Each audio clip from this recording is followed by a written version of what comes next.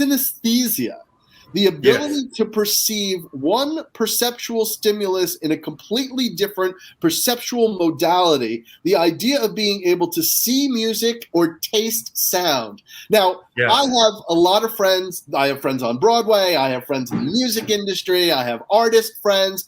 And they would tell you that some of them, they do experience these synesthesia moments that are just really incredible without any drugs or any kind of prescription. That's just how they perceive them. The idea of synesthesia is not restricted to the psychedelic space, and certainly deep meditators speak about synesthesia as being a very common experience.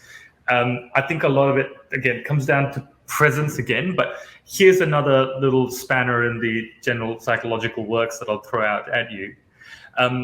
Synesthesia only doesn't make sense, bit of double negative there, only doesn't make sense if you maintain the separation of perceptual senses. So if you've got this cup here, you can see that it's a black cup. You can feel that it's got a smooth edge. I can lick it and tell you that it's tasteless, right? And that's 3 different perceptual organs that I have that I'm using to analyze and assess and form a mental image in my head of what this thing is. The thing exists independently of my capacity to perceive it. Right. If I didn't have 2 of those senses, if I was blind, for example, then my perception of it would be different. Right. Right. So we see the world or appreciate the world in a particular way, guided and influenced by our perceptual organs, and therefore the capacity to perceive it in that particular way, right?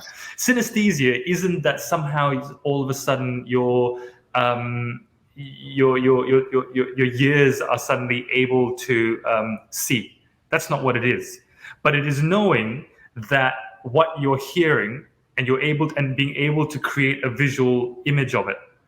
And the fact that your eyes may be closed at that point doesn't mean that whatever that object is that you may be hearing, that it may not have a visual quality to it. It's just that you are not able to perceive that through that sense organ at the time. Doesn't mean that doesn't exist. It's just that you're choosing a different means of interacting with it, and then you are starting to form that image in your head. You know, all processing is a mix of top-down processing, which is your preconceived notions, and bottom-up processing, which is your actual perceptual inputs, and you're creating a sort of handshake between them to form that image. When you reduce the bottom-up inputs, when you reduce those perceptual inputs, you find other ways to try and create that image.